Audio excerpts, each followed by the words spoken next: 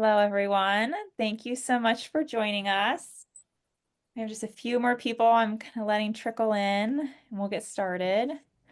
Um, I will just start because there's a few new faces who I haven't had the chance to meet personally. So, start by introducing myself. My name is Hope Newport, and I am the Family Services Manager here at the International FOP Association. So, the family gathering is my big project all year long. I'm sort of working on planning this event. And I'm excited to welcome you to our first information session of 2025.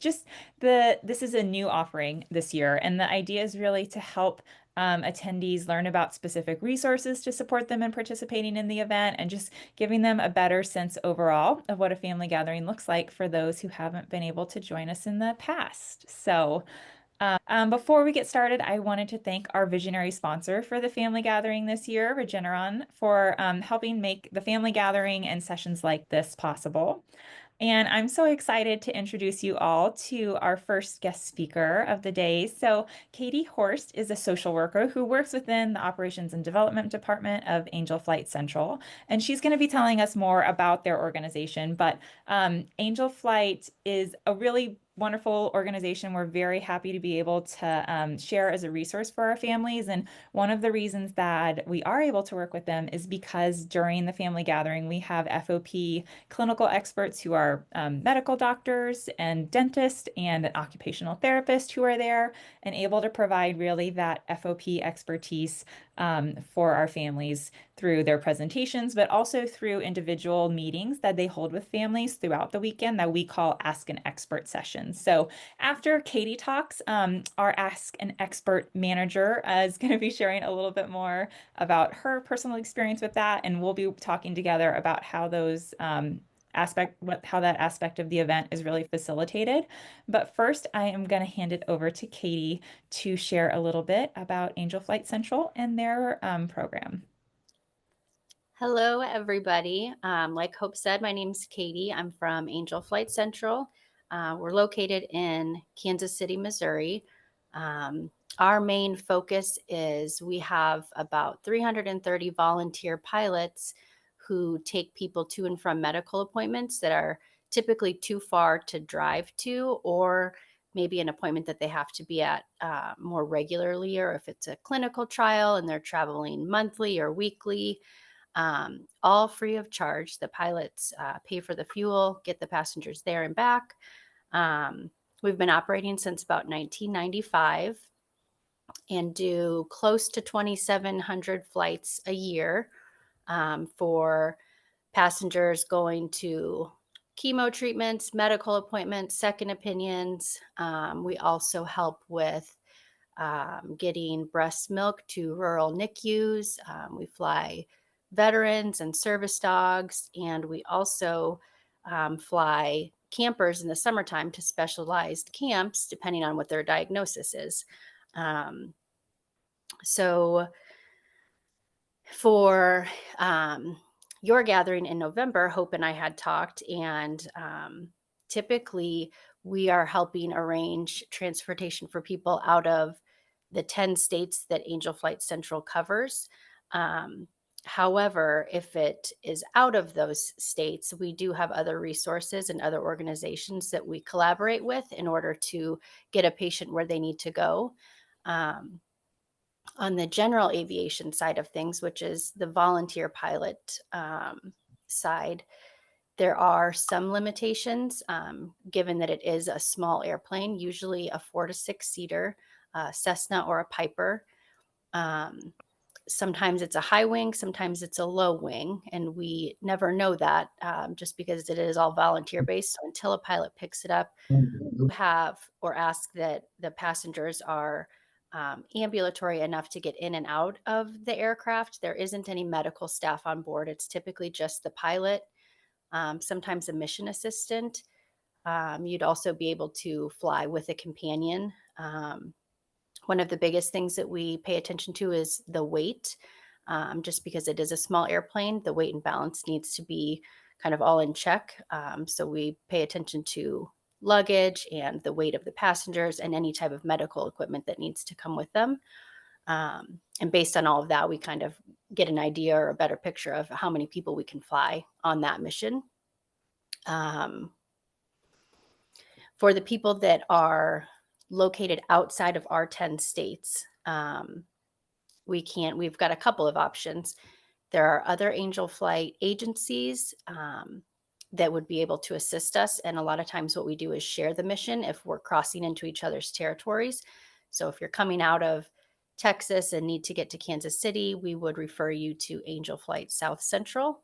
You would fill out the application with them, and then they would share the mission with us.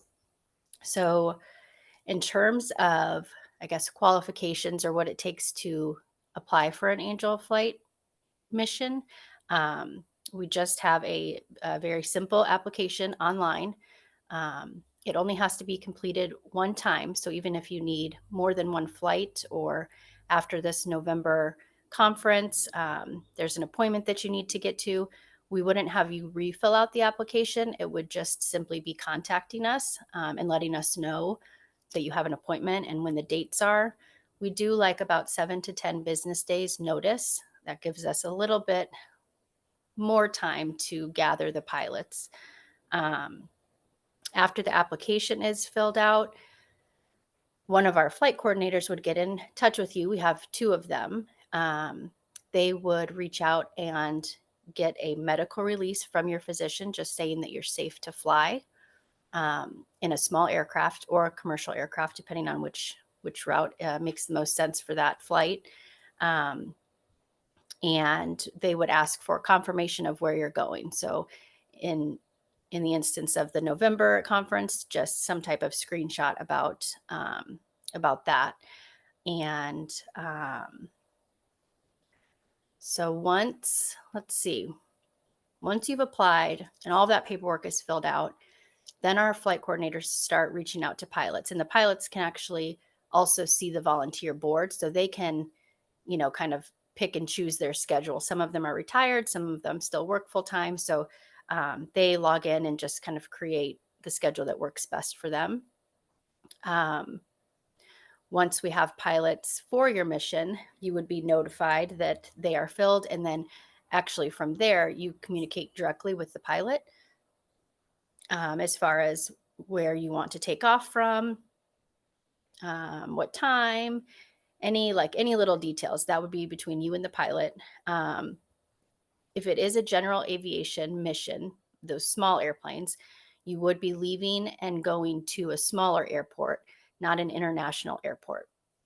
That being said, Angel Flight Central doesn't have a way of providing ground transportation. So that is something that we have the patient or the passengers make sure that they have arranged ahead of time.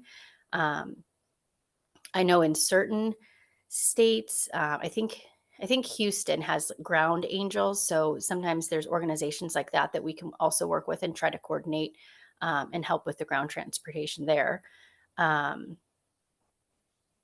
so I think that's kind of it for the general aviation side of it. And I know I kind of touched on the commercial side of things for flights that are too long for our volunteer pilots to fly, or for passengers who aren't sure that they might be able to navigate getting in and out of a small aircraft. Um, we do have funds. They aren't always there, but for right now, we do have the funds for commercial flights, specifically with Southwest. I know there's not a hub for Southwest in every city, um, but we do have the ability to fundraise for other airlines for people who need commercial assistance to get to and from their appointments or to and from the conference. And again, there's no fee for a passenger or family. We don't ask for financial documentation. We just ask that when you fill out the application, you let us know um, why it's important that you get there, and that you need the help. So that's kind of, I guess, a very basic overview. I don't know if anybody has any questions at this point. Thank you, Katie. I think that's really helpful. And some of the things that I thought of is that Kristi and I will be working together to set the schedule for those Ask a Doctor and Dentist meetings. And so when people are applying, I don't know if you ask them to provide a specific day and time for their medical appointment. Yes, on the application, there will be a date that you want to go and return, and then also the time. If you don't specify a time, and any time is fine, or you can just say in the morning or in the afternoon, just so the pilot has an idea of when they would need to be available. Yeah. So if you are looking for a specific time to complete the application, I think anytime during the family gathering, we're going to go over the schedule of when the Ask a Doctor Dentist meetings are held. But the family gathering starts November 13th and ends November 15th. And anyone who would be flying and applying for support through something like Angel Flight Central would definitely have a meeting during that time. So I think you could put any daytime in the Okay, application. sure. And Christy Yeah, and I it will doesn't get have you to the be super details as we strict. get closer to the event. But Okay. and one thing I wanted to add is that the hotel that we are using this year for the family gathering does have a complimentary shuttle to and from Minneapolis St. Paul Airport.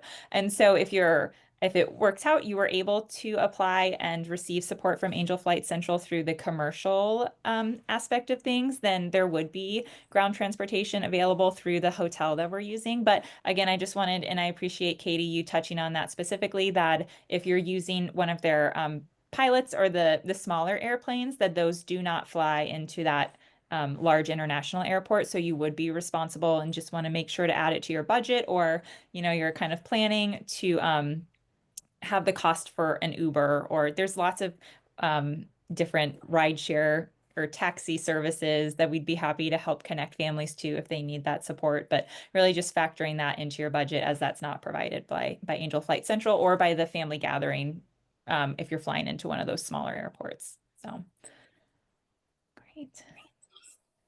Does anyone else, any of our attendees joining, have questions for Katie? I don't want to hog the airtime if there's other questions that people have they want to ask. And so, Katie, do you find that the match process, I know on your website that you guys have a minimum amount of time that you need to be paired with a pilot, but do you find is it really helpful if, people are going to want to travel for the family gathering in November, but they go ahead and submit an application now so that you guys have just lots of leeway? Or I guess can people apply too early is a more direct way to ask that question.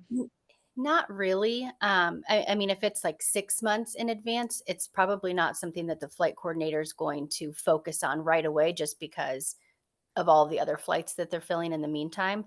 Mhm. We ask for 7 to 10 business days. Of course, the longer, the better in terms of maybe like a few weeks. I mean, the pilots are all pretty well versed in, they know it'll be posted and they know how to pick it up and go in and request the flight. So if somebody reaches out and they need a flight within 2 days, the likelihood of us being able to get that is very, very minimal. So that's why we say just overall 5 to 7 business days. Um, but of course, a couple weeks or even a month prior to is definitely, it opens the gate, I suppose, for more pilots and more opportunities for it to get picked up. Um, and with that, I guess one thing that I should also cover is that we don't ever guarantee the flight on the volunteer pilot side of things, simply because they are volunteers. There could be mechanical issues, there could be weather issues, especially in the wintertime. We unfortunately have to cancel a lot of flights just because of the ice, the snow, the winds. So we certainly try our best, but we ask passengers to have a backup plan in case that does happen. Again, if I know it's not in this circumstance with the conference because that's such a set schedule, but sometimes patients are able to reschedule their appointments and we can move the flight, a week back, or when the weather has improved, or when another pilot's available to fly. So, And just thinking about timing, we do have a cutoff for the family gathering registration. That's October 31st. But the cutoff to book a room through the hotel is October 21st. So if you are someone who, is looking to get that discounted rate that we have through our family gathering room block, making sure that, of course, it's nice to book earlier, but really making sure you have your flight lined up so that you're able to make your reservation by that October 21st date would be really important. And with, the the difficulty guaranteeing a flight, I think I did also just want to mention that our hotel does have, you could get a refundable room. So if you, want to book your flight, but you're flying through Angel Flight Central through one of their private pilots, not the commercial airfare, then, you would be able to get a refund on your room as long as you make that cancellation within 48 hours of the event or your check-in date. So something to consider there in terms of timing, but we always encourage families, whether they've just been diagnosed with FOP and are just starting to familiarize themselves with the resources offered by the IFOPA, or whether it's something like the family gathering and using a resource like Angel Flight Central. I always encourage people to start early. It doesn't hurt, and it sometimes can feel overwhelming to start a process like this to figure out transportation or logistical support for attending a big conference, but I find that just starting the process takes a little bit of that pressure off your shoulders. So we do have Katy here, and I know that Katy, you'd be happy if there are questions that people have afterwards, for me to send them along to you or refer them to you to get answers to those. So, Yeah, feel free to pass along my contact information, email, phone, and if anybody wants help with the application, I can talk through it with somebody over the phone. I don't mind, either doing it for them or walking them through it. It doesn't take a whole lot of time, but if somebody's not in a position to fill it out or a little worried or has a million questions, then we can do it together over the phone. oh, Katy, someone did just ask me, what are the states in your region, in the Central Angel Flight Central region? We have Minnesota, Wisconsin, North Dakota, South Dakota, Illinois, Iowa, Indiana, Kansas, Missouri. What am I missing? Nebraska? Did you say, Nebraska. did you say Nebraska? Okay. So anybody originating from those 10 states, you would start the process with us, and we would be, I guess, your main point of contact. Outside of that, it kind of goes, it can go two different directions. Mhm. It can go to another angel flight agency. However, if the flight in total is over 900 nautical miles, so that straight line through the sky, that will be too long for any volunteer pilot to fly. So that's when a commercial ticket would come into play. So it wouldn't matter if you're in New York, you wouldn't use Angel Flight East. You would still use Angel Flight Central because we would help you with that commercial ticket. Okay, great. So kind Thank of you. there's kind And of nuances there, but like I said, I mean, feel free to email or call with any questions. yeah, and as she said, their funding for that doesn't is not infinite. So definitely start the process early if you're outside of that 900 nautical mile range. But okay. Well, thank you so much, Katy. I'm not sure if Katie's going to stay on the line longer. So if you have questions, you can direct them to me, and I'm happy to connect you with her as well. I think I'm Um, going to stay on and listen just so I can understand a little bit more about the conference. okay, perfect. Or message her. She'll be here. So find her in the Yeah. participants, message her in the chat as well. Yeah. So Thank you guys so much for letting me talk. no, thank you for being here. And we've posted about Angel Flight from different regions in the past, so it's definitely a resource we've been aware of. But this is the first time we've had someone come and present, and I think, Katy, it really does just mean so much to know that you care about the FOP community enough to take time out of your Sunday. I Yeah. know you've got kids at home, so we thank you so much just for being here and for sharing about your incredible organization with our community. Yeah. Absolutely. Thank you guys so much. I'll stay on and listen. Okay, I am going to share my screen again. I have just a few more slides I wanted to go through to kind of give you all Like I said, some people joining us on the call today, I know have never been to a family gathering before. So I understand when you're exploring an event like that, it all feels very new and sometimes it can be really intimidating. So I wanted to spend time in this information session. And again, we're going to have another one of these a little bit later in the year. But today I specifically want to focus on the aspect of the family gathering that really makes collaboration with organizations like Angel Flight Central possible. And that is our Ask an Expert meetings. So these are private meetings between one family and a group of FOP, either medical experts. We have a dermatologist who is within the medical field, obviously a medical doctor, but focuses on that area specifically. We have dentist, and we also have an occupational therapist member of the healthcare team, who all have taken time in their lives and in their career to focus on FOP and just have a great level of expertise and insights to share. So these appointments are a great opportunity for families to come and ask questions, not just about, managing their care from sort of a personal perspective about what sorts of things should we do at home, or what advice do you have maybe in terms of navigating different daily environments like school or the workplace, but also to ask questions and to sort of start a bridge this partnership between FOP medical experts who may not live in your local area, and to get advice and really a rapport established with them so that you can connect them to your local provider and really have the full level of support to manage your care, even if you live in a rural area far from the centers where these FOP medical experts work. So I am so grateful to a member of the community, Kristi Gonzales, who is joining us on the call today. Kristi has been coming to the family gatherings for as long as I've been at the IFOPA, for so the last 7 years. And as she's been a part of participating and also leading different aspects of the event, she is such a cherished member of the community for me personally, and I appreciate her taking time out of her Sunday to join us.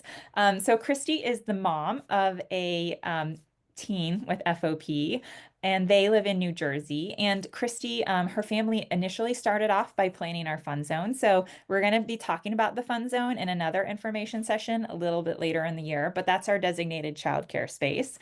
And over time, she has also stepped into another role of leadership at the family gathering, and that is that she sort of manages the Ask an Expert meetings. So this year, especially, she's going to be working closely with me behind the scenes to help get the schedule set up so that we get everyone the times that will work best for them to participate in aspects of the event and to see the specialists they need. And then she also serves as sort of a front gate to get people to the meetings and connected to doctors on site. So, Kristi, I'm going to stop my screen share and give you, if you would like to just take a few minutes to share, about your personal experience and what having Ask a Doctor or dentist meetings has meant to your family. Absolutely. Thank you, Hope. I mean, this is, I think, my ultimate favorite thing that happens with the IFOPA, is the family gathering. I realize like how important it is to all of us. And until you go, I don't know that you really can resonate with how impactful it is. As a rare disease mom, I know how overwhelming and isolating this journey can sometimes feel.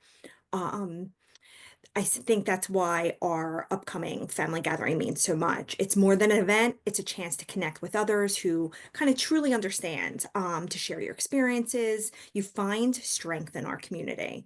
One of the most valuable parts of the gathering is Ask the Expert. I think these sessions are a rare opportunity to sit down with the leading experts who are familiar with your condition, your child's condition, your family member's condition. They provide insight, answer questions, and help us navigate all the complexities of FOP. I think it's whether you're discussing treatment options, symptoms, the latest research, these can be incredibly empowering. But beyond all that medical advice, it's time together that reminds us we're not alone.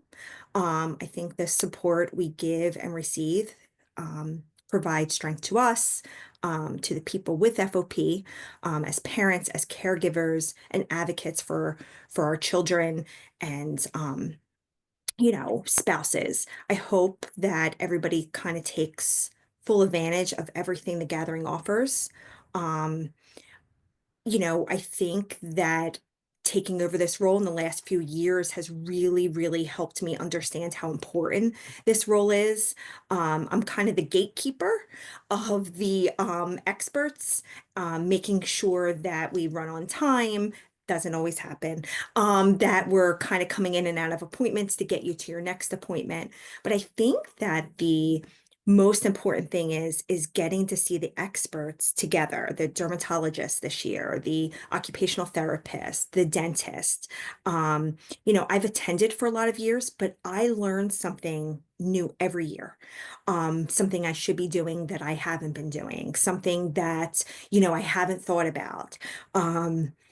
I laughed with hope. I think that I'm really good with tools and teaching our son AJ about them and using them and starting early and all these things. But my husband attended the OT session this year and he was like, "You need to come to this room. There's 3 things we don't have that we need to order right away." And I've been mixing food with the blender, with the occupational therapist, and we should start doing these things at home. So, I mean, even for us who have attended other gatherings, you're always learning something new.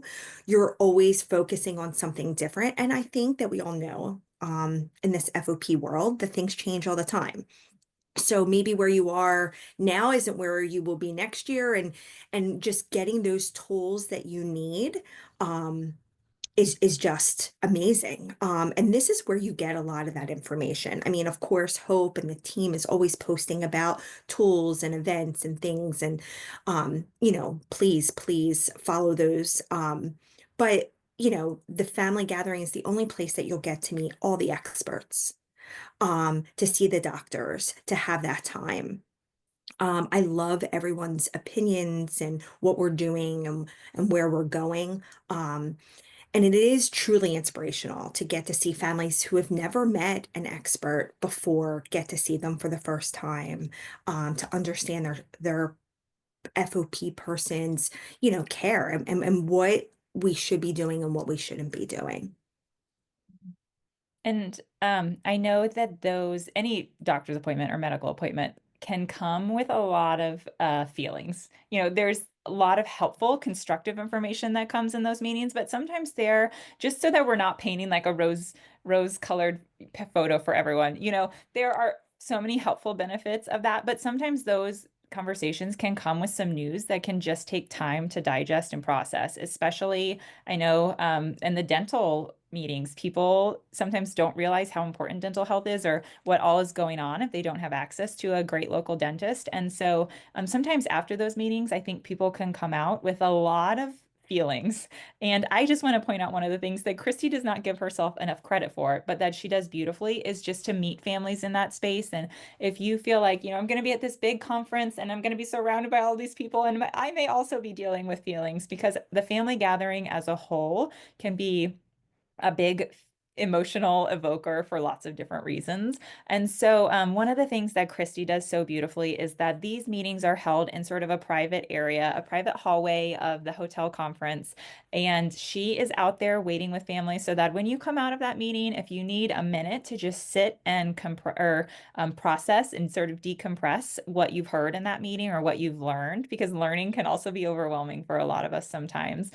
You have that space, you have that hallway or that room sort of away from the other 150 or 200 attendees that are at the event. And then you also have this incredible woman who, if you've never met Kristi before, she is one of the strongest people that I know. And she has walked through so much in her journey with FOP with her son that she is an incredible resource to sit and kind of help you just navigate whatever it is you're dealing with after these meetings, because they are so valuable, but they can also be a really big experience and a really big part of the event. So just wanted to plug that part. And one of the other reasons why I appreciate Kristi so much. And I'm curious, does anyone have any questions? I know we've got kind of a quiet group on the line today, but if you have questions about what that looks like, the meetings are typically about 20 to 30 minutes in length. Like Kristi said, they do tend to run over. It's a constant journey to keep them on time within that time frame. And as you can see in the photo that I shared earlier, there is typically between 4 and 6 medical providers who are in the room when you're in your Ask a Doctor meeting. When you're in your Ask a occupational therapist meeting, it's only one person. So it's a lot more of an intimate. And then this year we are doing dermatology and dental together. So it will be sort of an ask a specialist where you'll have just 2 people in that room and you'll be able to focus on those 2 topics a lot more in depth.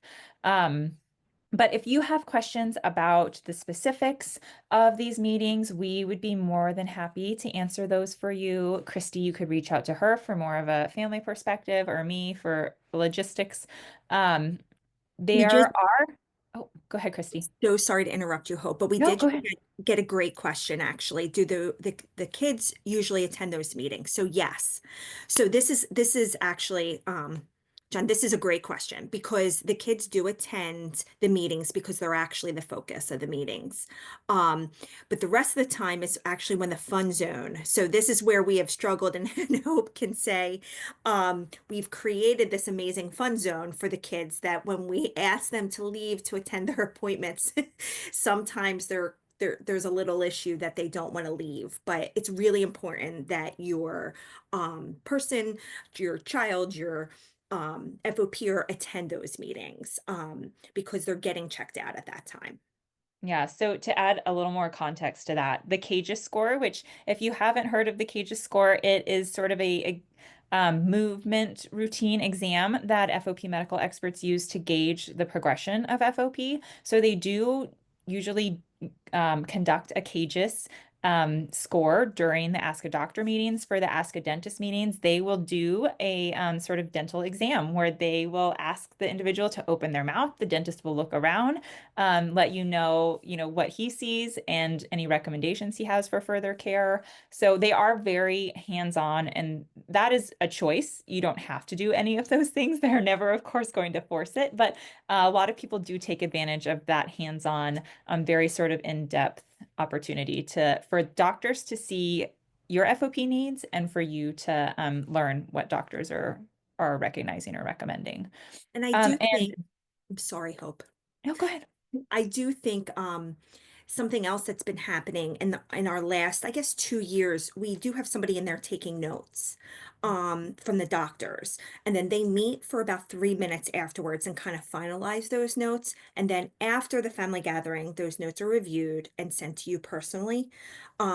So if you're emotional and you can't take those notes at that time, somebody is taking those notes.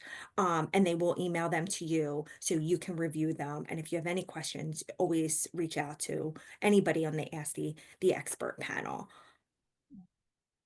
And there was a question about which doctors will be there. So at this point, we know that doctors Kaplan, Pignolo, and Shao will be there for the Ask a Doctor portion. There may be additional doctors there. We don't always have those guaranteed until a little bit closer to the event, but the doctors here in the United States, we can usually get confirmation from a little bit earlier. And then the Ask an Expert specialist meetings, that is going to be Dr. Patricia Delay. She is a dermatologist from Brazil.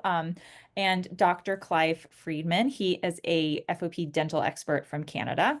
And so one thing I do want to mention, and for those of you who have never heard of the International Clinical Council on FOP, it is a group of medical experts from or dental experts from around the world. And they do really work together. They author the treatment guidelines, but they are constantly striving to provide the latest and most up-to-date care recommendations for families. So that is the group of people who we sort of work with to essentially have these Ask a Doctor, Ask an Expert meetings facilitated.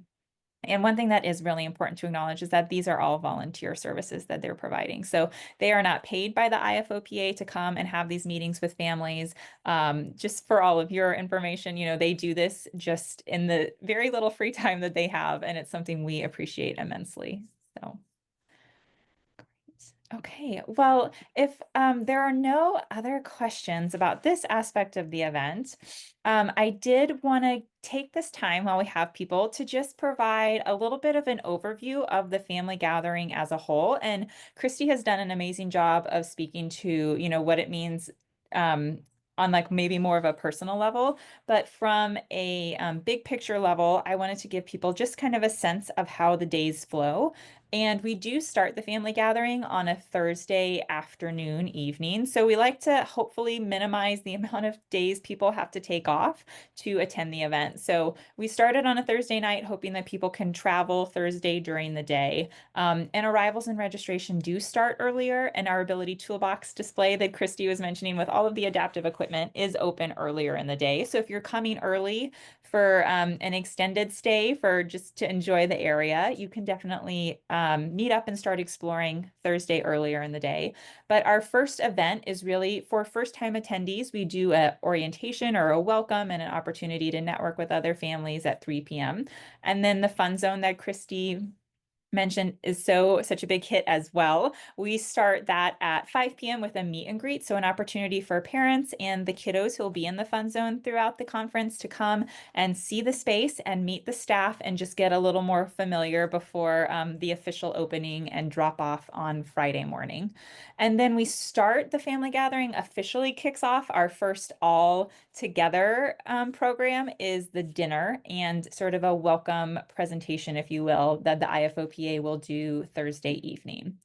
So there are no Ask an Expert meetings on this first day. We have done that in the past, but we find that in the last several years, it's worked well to just give people the chance to arrive, including our volunteer clinicians, to arrive on Thursday and really dive into things Friday. So on Friday morning, we do general sessions. These are more of a classic conference, sit down in a ballroom. We have a big screen and a podium where a lot of the facilitators of the Ask an Expert meetings will be presenting about their latest research or clinical care findings and recommendations for the community. So it is a chunk Friday morning from about 9 to noon, or between breakfast and lunch. We are sitting in a ballroom, getting a lot of information, and we realize this can be a lot to process for families. So we do like to take a break, and after lunch, we sort of mix it up with a chance to get up and move our bodies around to different rooms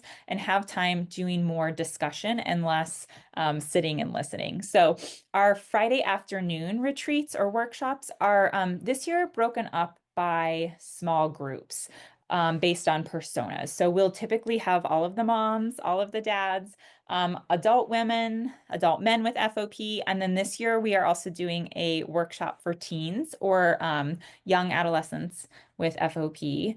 And this time it is opportunity for those groups to just connect and make personal connections, getting to know one another, having kind of unstructured conversation. But then that is followed by more prompted and guided facilitation and different topics that are really relevant to those groups. And that evening, we have a break between those workshops and dinner, but we do have some great entertainment lined up for that evening. So the Ask an Expert meetings really start mid-morning Friday during those sessions after the FOP experts have presented. We'll go ahead and start some of their meetings with families. And so one of the things that can be really frustrating, and Kristi and I will do our best to avoid having people miss really impactful opportunities, but that you will have to step out of general sessions or leave workshops or retreats to go and attend your Ask an Expert meetings, because those are sort of happening throughout the day, Friday and Saturday. We do have an overflow on Sunday we usually reserve those for local families who can drive back to the hotel or who can go home afterwards without having to delay a flight until Sunday evening. But otherwise, everyone else is really seen during the event, which it can be hard at times, but we do our best to schedule those at a time that works well for everyone. And then it's sort of a repeat on Saturday. We do have more morning sessions, and these are again our sessions this year are a mix of clinical insights from FOP experts and community insights. We always like to have caregivers or individuals with FOP sharing their experience on different topics. This year, the community panel topic is going to be on adaptive equipment. And then we also focus on not just FOP care management, but other resources or important topics that our families need to know about to navigate insurance or a variety of other areas of life outside of just healthcare with FOP. And on the afternoon, the second day, we will have those small group workshops again. But this year, instead of just sticking with your persona of adult men or women or mothers or fathers, we mix everyone up and give people a chance to attend topic or workshops based on topics. So we are still finalizing this list. I have a preliminary one that I'm going to be sharing in community updates, which goes out on the 1st. But these workshops really do cover a variety of things from, lymphatic care and FOP to school and childhood with FOP. So it's a great opportunity to kind of meet with different people and choose what works best for you, as we do have concurrent workshops offered at the same time. So you can kind of self-select what you're most interested in. But Saturday is a sad day because that is when we have our official closing dinner and we say our goodbyes. And that is, I think something that kind of sneaks up on a lot of people. So this year we're working on finding a way to make our closing dinner really intentional and help people network to know that like the connections you've made, as Kristi's mentioned, are going to be there and continuing with you even after the event has ended. So that is sort of a quick overview of the agenda. And if anyone has questions about specifics, or you're trying to figure out travel and you're wondering, like, if I come in at this time and leave at this time, am I going to miss anything? I'm happy to share more details with you as well. I wanted to kind of end by just saying thank you to everyone for being here today. I do realize that there are a lot of different demands on your life. And so choosing to consider attending the family gathering and taking time out of your weekend to be here, learning about it and prioritizing it as an aspect or a resource to support your family is something that, as the event planner, I appreciate immensely. And I just hope that if you have questions or you have ideas, we do have a planning committee that has been working with me. We've met a couple times already this year to share ideas and to get feedback on things. And if you have any interest in contributing or being involved in that way, please don't hesitate to reach out. This event is something that, is I think I'm responsible for, but I very much see as a project of the community. And as much as we can all work together to make it feel as impactful as possible, that is certainly the goal. So don't hesitate to reach out, but I hope you all will have a great rest of your Sunday. And thank you again for being here.